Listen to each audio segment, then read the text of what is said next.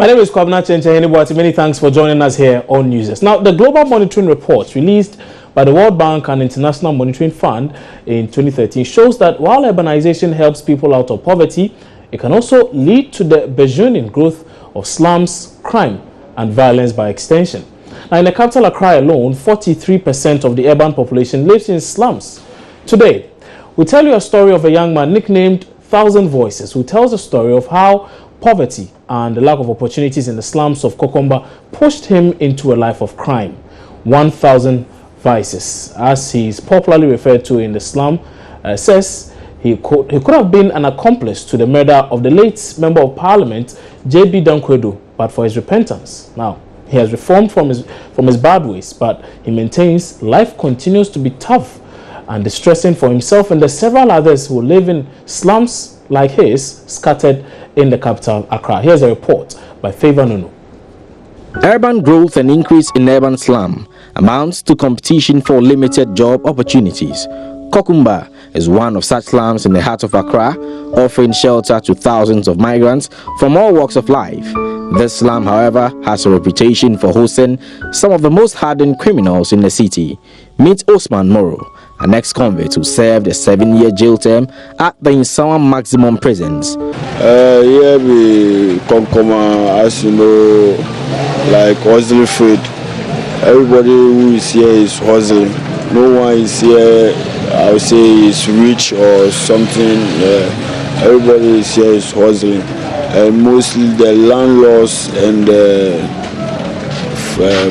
fellow brothers who get a business and the attitude and in Konkoma, they are the people who like, I don't know how to say it, they are the rich people, money. So yeah, everybody who is here is come to us. There is bad boys, bad girls, everybody is here. Walking through the streets of Kokumba, one thing becomes clear. I encounter many young men who either work in decent jobs or are unemployed. Alias unlooking.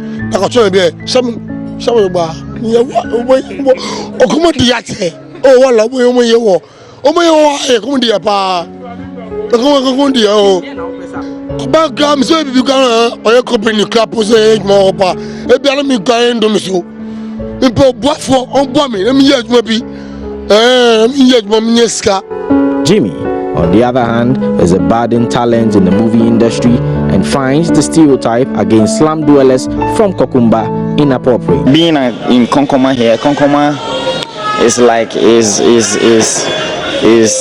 is being of help to a whole lot of people. You know, this place, like we hustle a lot, and it's not like all people around are thieves or still around or stuff. We have big people stays around, but Accra system is very hard to live. People around here, boys and girls, most of them, they are highly intelligent, like they have skills and tact.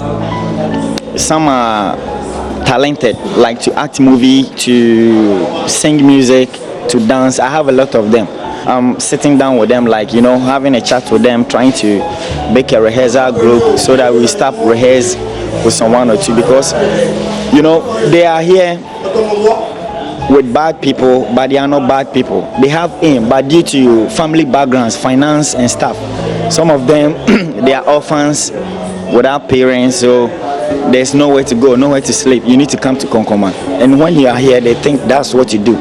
I meet a young man who calls himself Thousand Voices, the street president. He says, "Yo, this is Thousand Voice. I open a new page. Look, man, I'm a real gangster. My swag so much, the flex too nice. I'm too strong. Call me the street president. T large, man, time was so large. You wanna test me? Hey, pussy boy, don't try.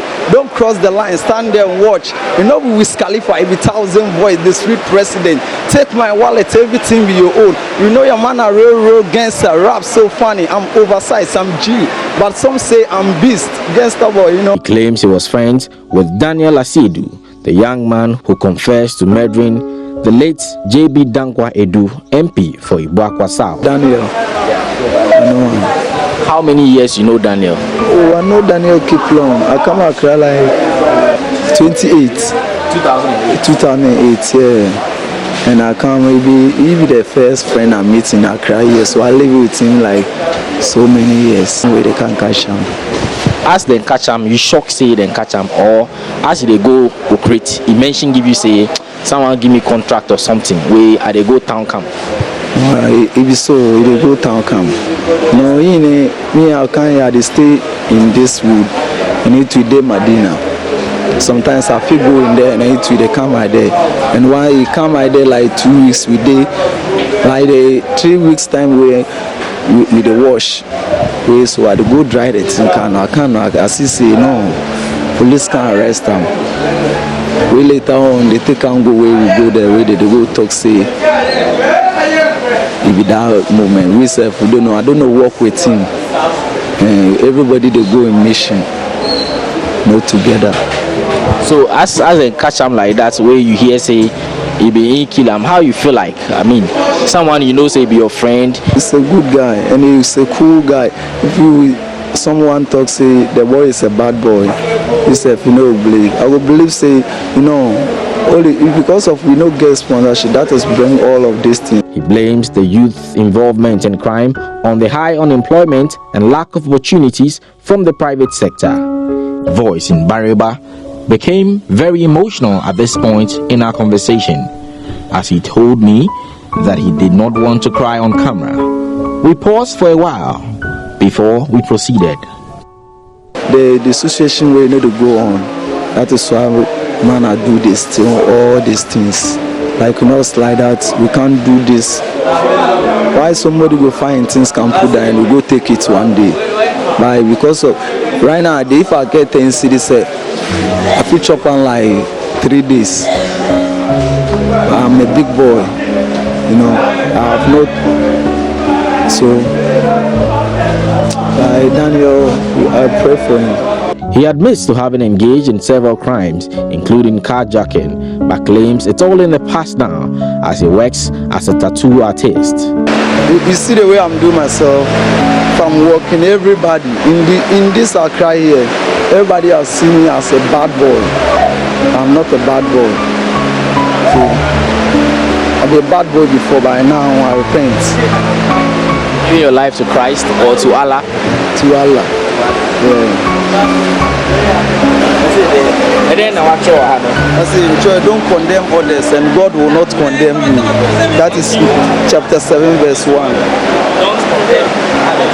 And God will not condemn you. And people like to go to heaven but they don't want to die. Okay, why Ecclesiastes on your chest? Oh, because I know Nyakopon will be so beginning. But I need genuine who and no one said, who are you baby ever go for a time? So if you enjoy yourself, no, it's a judgment day. But also, now you go watch me on tally, you go see how it's ghetto youth with the need. My message to the president that the president for watchers go to and we get some place better to live. If you go build some house, give us for a year, and you give us some works too for inside, everybody will get work, Because see, without work, no everything. How a man will take job. What's the future like for you? I know the be. Like I get sponsorship, I will do something with the people too will not say the youth. We are better, we are not a bad voice. And then you have a cross on your stomach. I'm praying in my heart. So even now, self, I'm praying in my heart because this one I have given is not my attention to do this. So I'm praying in my heart, So I'm playing always. I'm keeping playing right now, self. Thank you very much. Thank you very much. You didn't chat to I very small. So these are some of the challenges that the youth in Accra have to encounter. I'm here in Kokumba, where there are lots of youths, thousands of them who make a living over here. Most of them have to pay 10 cedis, 15 cedis, 20 cedis to be able to have a shelter, to lay their heads in a room every night to go to bed. They ask questions about what the state is doing about their situation, the fact that there's no social welfare system that comes into intervene with respect to the challenges that they have to go through every day. Life really, he says, is difficult. Most of the young ladies in these areas have had to resort to prostitution. Meanwhile, they came to Accra with the interest of finding work and doing something and sending money back home to their parents and families. But the absence of work has created challenges for them and has made them to resort to all sorts of deviance.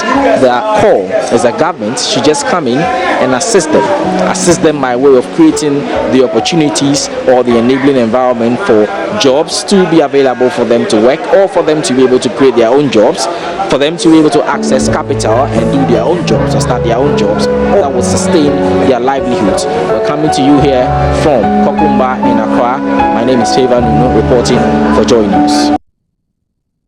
So that was a very comprehensive report by Joyce's Favor Nuno there, highlighting the situation that persists in many slums across the country, particularly in the capital, Accra. And on the back of this, we'll be bringing you a lot more discussions in subsequent bulletins. But still relating to the issue of slums, joblessness, and education, there's the issue of graduate students who have chosen to hit the streets this morning. Well, they are protesting quite a number of issues, particularly amongst them has to do with their bursaries and thesis grants. They're saying government has failed to release those monies. As to why those monies have not been released over this period, I cannot tell, but I'm sure my guest in the studio is going to help us understand really what the concerns are and what government has done so far about their issues. Gabriel Telabi is the immediate past treasurer of the Legon chapter of the Graduate Students Association of Ghana. He joins me in studio now. Mr. Telabi, good morning. Many thanks for joining us. Thank you. Good morning. So, first and foremost, we would like to know what really your concerns are. Yes, you speak of the fact that you have not received your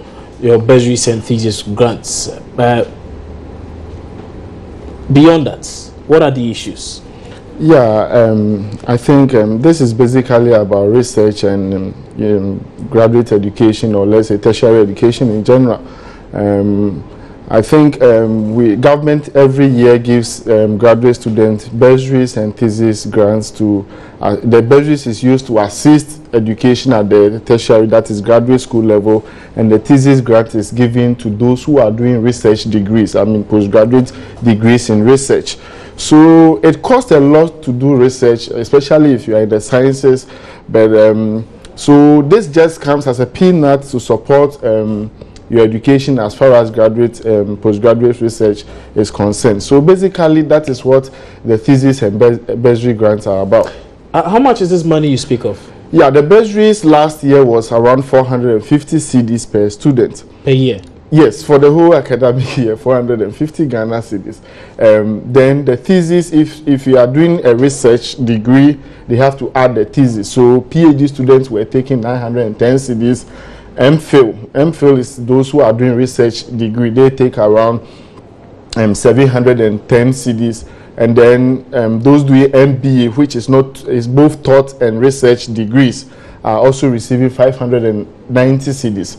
So we were praying there will be increments. I don't know. We haven't even gotten the current one, so we are not sure that the increments will come. But as we sit here, those are the monies we receive. Okay. And at what point in time were you supposed to be given these monies? Let me say, over time, there is always a delay. Since 2008, there was a press conference about this, that government was delaying. But you are supposed to, because in your final year, you are supposed to do thesis. Even in PhD, they start from their after second year. So third and fourth year are used for research. So we are supposed to receive these funds when the semester begins. But because of the long procedure and the process, it normally takes a long time. Last year, the bursaries, those that were supposed to be given for 2014-2015 academic year, came somewhere in September. Do you understand? So people that were supposed to grad, some people even graduated before they came for their money. Now, as I sit here, I have submitted my MPhil dissertation, and I'm no more a student in code, though I've not graduated, I'm not schooling. So I expect that by now I should have received my monies I used for my thesis in those days. So the thesis is supposed to come somewhere in January. I mean, the thesis and bursary grant are supposed to come somewhere in January. As we speak, we don't have any information as to even the date the thesis and bursary grants are coming. So we are concerned because a lot of students are going through serious. Some went for loan to go embark on their research and other programs. So we have negotiated with government over time. When is the money coming? Let me tell you, we delayed in submitting the forms because delayed because the last payment came late. You are supposed to. This is the process. Okay. When government pays the thesis and bursary grants, we pay the students come and collect. There are some students that have gone on research outside, so they had to come back somewhere in January for their money. And until you file the returns, because not all students may even come for their money. You know, some may be dead, some have traveled outside. So until most of them have taken their money, you can't send the money back to government. So we sent Legon like this. We send our money back to government somewhere in January. So until you send the returns of the previous one, the new forms will not be released for the new applicants to apply. Okay, so for the it appears to me you know what the problem is, and much as there are delays, you are a contributory factor to this particular delay. No, so because it has always been delaying. You know, when you delay in release, we also delay in filing returns. Do you understand? It's a process. Give me the money. When those who are ready for it, they come to receive their money. The remainder is supposed to be sent to Ghana government. So if you delay in releasing the money, it takes a longer time for us to file our return. So that is what happens. So we also filed a return in January. But I mean, between January and we are in ending September. That is about 9 months. You can't do all the procedures in terms of the bureaucratic structures that this process has to go through. I mean, it's unusual, and we believe that government has the capacity and people to release this. You say you have been engaging government over the period, but nothing seems to be done about this. Who have you been engaging specifically, and what has been the message or the response being given to you? Okay. Scholarships or thesis and bursary grant are under the office of the president. So the scholarship secretariat is directly in charge of such things of such nature. So we've been engaging with the scholarship secretariat, and they say they are speaking to Ministry of Finance, because they will send the list to Ministry of Finance, and Ministry of Finance will pay from an order from the presidency, because it's under the office of the presidency. So we've spoken to the director in charge of the scholarship secretariat. We've also met Deputy Minister of Education in charge of tertiary education, Honorable Okujetu Ablakwa. And we've engaged him, and he's given us a promise that government will pay. But as to when, you're asking me the same question I've been asking him. I mean, a lot of us have been asking him. As to when the government is paying, we don't know. And that's our concern. We are also leaders. You walk in town just like how the president, when people are questioning, we also walk, and your subordinate or the people you are leading are questioning you. When is our bursary and thesis grant coming? And we can't answer because somebody can also give us an answer. Okay, so essentially this demonstration of yours is to get government to give you a clear timeline as to when exactly your monies are going to be released. Yes, we never thought we would get to this level of engagement. We are here now. Now we are here. So we organized press conference about 3 weeks ago, giving government an ultimatum. Somewhere on the day we celebrated, I think 21st was the day we celebrated the birthday of Kwame Nkrumah. We wanted to picket at the Flagstaff House, but we had to postpone it with engagement with security. So today we are all coming from across the country. We have colleagues coming from Tamale, UDS, we have people from Cape Coast, KNUST, and all across the country. We are meeting a circle. They've started already, and they are marching past the city of Accra just to draw government attention to the predicament and then the serious damaging effects this grant is having on our research. So that is it. We are telling government to give us the day we will receive our money. Just give us the day we will receive our money, and we'll communicate ourselves to our people. But we also want to put that we don't want any delay. They have to pay the money as soon as possible. Okay. Anyway, so if this thing is not paid by the time you hope it to be paid, now you're done with school anyway. Yeah, but there are some that are still in the system. I know, but I'm just saying you are done with school anyway. So if this money is not paid, I mean, you may not necessarily have to waste your time pursuing it. Yes. So should the timelines you have given for yourself be elapsed and the monies are not paid, what happens next? We will advise ourselves accordingly. I see. You keep advising yourselves anyway. But anyway, that's one member of Grasag, and indeed he's the immediate past treasurer for the Legon chapter of the Graduate Students Association of Ghana, Gabriel Telabi. He's been in studio telling us really what the concerns are as far as the delays in the release of bursaries and thesis grants are concerned. You're watching News Desk here on your journey channel Multi TV. When we come back, we'll bring you that conversation about the Right to Information Bill and the many suggestions or comments following the President's declaration last week. Oh, well, in fact, it was earlier this week, suggesting that, well, indeed, the country has a very strong media landscape, and indeed, access to information is a lot easier than the situation pertains elsewhere. We really interrogate that very claim by the President. How easy or difficult is it accessing information in Ghana, particularly if you're a journalist? And what happened to the Right to Information Bill? We have details after this. Stay with us.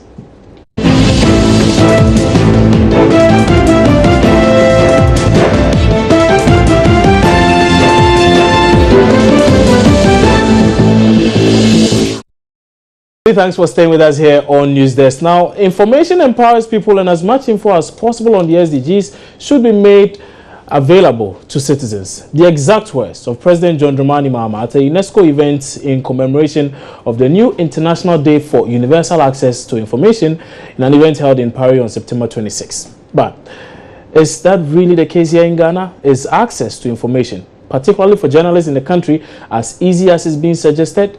What happened to the Right to Information Bill? Now, earlier today, the RTI coalition held a silent protest over the delay in the passage of the Right to Information Bill in the country. Now, what exactly is the group seeking, and how is this march supposed to change anything? In studio with me this morning is Mina Mensah, who is the regional coordinator for the Commonwealth Human Rights Initiative. That's the secretariat for the RTI coalition. She joins me now in studio. Good morning, many thanks for joining us. Hi, good morning, and good morning to your viewers and listeners as well. Okay, so the first thing is to take a look at the decision of the RTI coalition to embark on this protest march. What would say to what end? Actually, it's not a protest march. Okay. It's just a silent protest to indicate that in terms of information, it is not easy to access information. And also the fact that although access to information is a constitutional right, there is no legal framework to enhance the enjoyment of that constitutional right. The law has been in Parliament since 2013, since 2013 when it was relayed by the current administration. The advocacy has been going on for the past 13 years through changing in different parties who have been heads of this country, and we still are at this stage. When we are going to have elections just in 2 months, the law has not been passed, and so much money has been spent on advocacy around this, as well as in Parliament, trying to get them to discuss it. So if the law is not passed this sitting, it means that next year, whichever government is in power, be it the current one or a new one, would have to go through the process again, because the bill would have to go back to Parliament, to Cabinet, for Cabinet to relay it. The last time when it went back to Cabinet in 2012, it was relayed at the end of 2013. And so, are we going to go through that long, tedious process of back and forth? That is why we are raising this issue, because we think that it ought to be passed before Parliament rises finally for the 2012-2016 session. And it was an election promise, or a campaign promise, or a manifesto promise. In the NDC manifesto in 2008, it was also a promise in 2012. In each of those manifestos, they said they would engage and work with Parliament to ensure the passage of the law. But is that not being done? The President is doing that, and he did mention at well, I know the RTI coalition appears to have a bit of a problem with the exact words of the President at both the UNESCO summit and then the UN summit, as far as democracy in the country is concerned and access to information is concerned. Why that? He is the chief of executive of this country. Yeah. In this country, we don't have a private member's bill. every bill is initiated by government. So at the end of the day, if the president says that he's committed, how is he committed? By telling us that he sent the bill to Parliament, and that's where his commitment ends? I don't think so. But what more can he do? Is the duty of Parliament to do that? And Parliament, we are told, are working on this. How are they working on it? Because you know what, at the 117th session of the UN Human Rights Commission meeting, the Deputy AG indicated that the President has tasked him to go to Parliament and ensure that the bill is passed before that session rises, which was in July. Okay. They've risen and gone. The bill hasn't been passed. In fact, after he made that statement, I think it was discussed only once. So for me, the President's comments are neither here or there, especially when he can stand and say that he does not know where the bill is. Hello? Ghana, let's say Ghana is an organization and we have a chief executive. And the chief executive has given roles to people to play. And the chief executive is being asked to account for those roles that he's given. Because when you delegate power, you still ultimately are the person who is responsible. And when you ask the question, you say you don't know where it is. When the majority leader is from your party, the speaker is from the party, the attorney general, the deputy attorney general claims you have tasked him to appear in Parliament to ensure that it is passed. I don't think that is good enough. Okay, let's find the bill. Let's look for it and find it. Muntaka Mubarak is Member of Parliament for Asawase. He's also the Majority Chief Whip in Parliament. He's joining us on phone now with some thoughts on this. And so Muntaka Mubarak, good morning. Many thanks for joining us here on News Desk. Good morning, but the line is very faint. I can hardly hear you. Right. We'll try and work on it. But I'm hoping you can hear me now. Yeah, the line is faint, but I can hear you. Right. All right. So the question Ms. Mensah mentioned was her question was the fact that what are you doing about this bill? I mean, how are you working on the right to information bill? And again, she's quoting a portion of the president's speech a few days back, suggesting that he does not know what's happening to the RTI bill. May we find out what is happening to the bill? I mean, I don't think that anybody who is following the bill will say he or she doesn't know what's happening to the bill. The bill is at the consultation stage in Parliament. And with the greatest of respect, unless otherwise everybody is saying that let's circumvent the process of Parliament, and others also denying members from contributing to the clauses as per our constitution and the standing orders of the House, that let's do something supernatural to shut everybody so that we can finish it in 1 hour or in a day. If that's what we are all saying, then we should expect to have a very bad law. But you see, like every law that comes to the House, there are laws that will put premium on them, and right to information bill is one. To the extent that the Speaker of Parliament will state publicly, apart from all what he's been doing behind the closed door, to publicly say that this is a priority. I mean, it means so much in Parliament, to the extent that almost every morning when we come, we will have to do the right to information bill for about 1.5 hours before we can do any other business. I don't think any bill has ever received the kind of attention that the right to information bill is receiving. Remember, the right to information bill has gone through so many ups and downs. It's now in Parliament and we've started. Believe me, if the clauses left are not controversial, I can say we can finish it, within a week.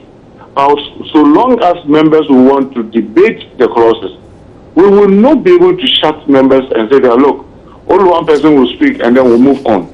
So please, let's appreciate the challenges that we have, because every member of Parliament will wish that the right to information bill is passed, but we want it to come out in the best of form. So all concerns that every member has to be listened to and then voted on. And there are a lot of clauses that we have to vote people out. Some we voted they want to get it changed and all that. And I believe that the coalitions and those who are interested are watching and they know what's happening. But the challenge is that when you have so much government business, it is our responsibility for those of us on the on the majority or the leadership of the House to make sure that we get other businesses also done. Okay. So you can't say that because you have, say, plant breeders bill, which is having a lot of challenges in the House, you will stop doing every bill and then see to it that even though when this one is having a lot of challenges, you start it. What you mean is that you'll be wasting public time because you are carrying a bill that is controversial. People have so much interest. They are debating, they are insisting on certain things done, and then you keep hanging on it. What is going to happen is that you spend all the time. And then you see, sometimes we all say that, oh, Parliament is weak. Oh, Parliament is weak. And now people want to say that the President should do something and so on. What would you want the President to do? To have enforce us? I don't think the President will want to do that because he's been a member of Parliament before. Okay, Muntaka Mubarak, now you do say that you do say that it's impossible for you to halt all it is you're doing and channel all your energy towards making sure that just this bill is passed. I'm telling you that we are putting so much energy. Unless otherwise, I'm saying that you are saying that, okay, majority, what you should do is that we want this bill, so don't allow debate. Vote on all the clauses so that you use your numbers to shut everybody down and get a bill. And but we've seen instances where bills are introduced and bills that are much more complex than this are introduced, and in less than a week or two, sometimes they are hurriedly passed. True. Show me one controversial bill, just one. There are quite a number of them. There are quite a number of them, but there are quite a number of them if you want us to delve into that. But the point is, to mention three. I'm not going to mention five. I'm saying just mention. Mr. Muntaka Mubarak, there have been several instances where bills or loans. Our discourse be meaningful to those who are listening to us. Yes, you indeed. That there have been many. I'm saying that just mention one bill so that you say that, oh, for example, the public holidays bill, even though it is 200 pages, you pull. And it is very controversial. You'll be able to do it in a week. That's what I want to say. Those who are listening to us will be educated because sometimes you give misinformation and you mislead those who are listening. I'm telling you, there's no any single controversial bill that lasted 1 week in there. Let me give you one. The Petroleum Management Act, right? The Petroleum Management Act. Do you know how many amendments do we have? Over 300 amendments. Even when the government wanted it like yesterday, it lasted almost months in the House. Check. I see. It was very controversial. It lasted months. Muntaka Mubarak, early this year, I spent more than 9 months in the House. Mr. Mubarak, early this year there was an issue of the Depositors Protection Bill. I'm sure you do recall. It did not take this. The Depositors Protection Bill. That issue came up early this year. The Depositors Protection Bill. Yes, please. How long did it take? Check. You tell me. But tell me, the Depositors Protection Bill, what was the controversy? There was no controversy about the... So for you, the justification is that because of the controversy surrounding the RTI bill, it cannot be passed this time. Nobody is saying that it cannot pass. I'm saying that if you go and check what we've done more than half of the clauses. Check. So which clauses are outstanding now as we speak? And I'm saying that because of where we are, my hope is that maybe we have done all the controversial clauses. So when we go back and we start, and there are no controversial clauses ahead, we'll be able to finish it in no time. But if there are controversial clauses, we will not be able to shut members and say that they shouldn't contribute. They should just pass it, or we should just vote. If that's what is suggested, let's tell us. And then we'll tell our majority, look, this one, we are not going to use any reasoning. We are not going to use any argument. All clauses will insist that let's vote and carry on. And let's see what kind of bill we want to have. Again, the president is quoted as saying he's frustrated at the slow pace with which Parliament is handling this very bill. That's the RTI bill. Yes, the president could be frustrated, but the president doesn't control Parliament. I mean, the president doesn't control Parliament. He may win. I can mention to you many things that the president wished that it was done in a day, and we told him that, look, we cannot force it through the president. You remember when he nominated the vice president after the loss of President Mills? You remember? I remember. The president wished, and many members, senior members in our government, wished that the vice president was never vetted. We insisted that, look, there's no president, and we have to set a president. We will vet him, and we have to take days to vet him. Please credit Parliament with some independent mind. Because you are making it look as if with the greater rope, and just on rubber stamps, we just and as people say and demonstrate or shout, we just write still. No, we won't do that. We have to do what we think is right. We are representing the good people of this country. Let me tell you, if there's any group that needs the right information bill, Believe me, it is the members of parliament, because information is key for the what we do, but we want to do it right. So when are we going to have this bill passed? When are we going to have this bill passed? The Nigerian Right to Information Bill Act. It's as bad as if they didn't have any at all. Do you want us to have the same? No, we want to have the one that is workable, that will be beneficial to the people that we represent. I see. When can we have it then? When can we have the bill? I mean, in its perfect state or near perfect state? I keep telling you that it is at the constitution state. We will continue to consider it, but we will not be able to tell anybody that it will finish. That's how I told you. I understand that, but you see, Mr. Mubarak, you see, my issue here has to do with this very challenge we've had over the past 8 years or so. We had similar things in previous parliament. That you can't hold this parliament about what the other parliament has done. Check the constitution, check the standing order of the house. What has happened in previous parliament doesn't have any bearing on the current parliament. So if you want to judge, just judge this parliament. But if you say you want to extend it to the previous parliament, it's a complete parliament, and the records of the house, the constitution of the country recognizes that you cannot hold parliament against a previous parliament. Are you confident we would have this bill passed into law by the end of this tenure? I'm very optimistic that by the grace of God, we will get this thing done before we go for election. Before 7th December? That's my hope, and I'm very optimistic that with the interest the speaker has, the majority leader, the minority leader on this, I'm very optimistic it will continue to be at the top priority of Parliament. But remember, we will not be able to shut members down when they want to contribute to the bill. Muntaka Mubarak, many thanks for your time on News Desk this morning. And he's Majority Chief Whip and a Member of Parliament for the Asawase constituency in the Ashanti region. He joined us on phone with some thoughts on the issue. In fact, he says the bill is alive, is around. They are working on it. It's still at the consideration stage. And so, again, he goes on to say that by December 7, obviously, they are hoping that they will be able to pass this bill into law in the proper state. They do not just want to rush and... I think that the coalition has always known where the bill is. It is the president of Ghana who says he does not know where the bill is.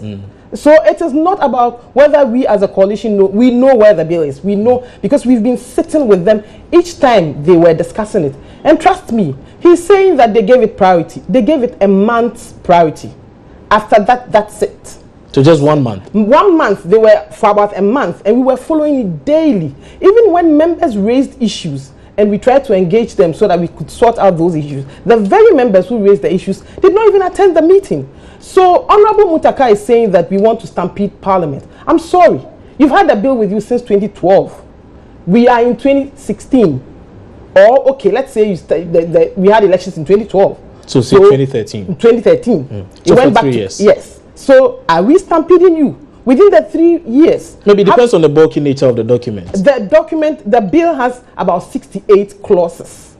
Now, the Select Committee on Constitutional, Legal and Parliamentary Affairs did a very good job on the bill, presented amendments. Those are the issues that they were raising, the amendments. When they say the right to information law is controversial, I do not understand them. It is modeled after the AU model law, which Ghana is party to. So most of the clauses are modeled after the AU model law. The Select Committee is made up of members of Parliament from both sides. They sat, worked on it, and presented their report to the House in whole. Yes, members would want to discuss the bill. Nobody is taking that away from them. Okay. But if they are saying that because they want to discuss the bill, it should be passed or it should be dragged because they want to do a good job, are they saying that the Select Committee did not do a good job? Number one. Number two, if it is a priority, you would not discuss it because let's say that they take it, because the amendments in total, including commas, punctuations, and sentences and stuff like that, the total amendments were 157. The key amendments were about 98. The total amendment, including commas, full stop, and everything, were 157. The key ones that maybe people would want to really discuss, because I don't think people want to discuss punctuations, of course, were about 98. Let's assume they were taking one every day since they started the consideration stage. My brother, don't you think would have gotten somewhere? They would have finished discussions. So for me, for them, it's rhetorics. Yes, the speaker has said he's committed. He's prioritized it. Do you prioritize something and then leave it hanging? I do not think so. Okay. So they should walk their talk and stop giving us the rhetorics. Honorable Muntakwa, I'm sorry, but I totally disagree with you if you say that the Liberian law is a rubbish law. It is no, not he was true. making reference to the Nigerian, the one in Nigeria. And the Nigerian law is rubbish? Yes, that's he what should go back and read it. It is absolutely not true. We're going to continue this conversation another time. And but my guest this morning for that very segment was Mina Mensah. She's with the RTI Coalition, and they appear not to be too convinced with the explanations being given by the Majority Chief Whip Muntaka Mubarak. We'll continue this conversation in subsequent bulletins. Do stay tuned to your election headquarters, your Joy News Channel.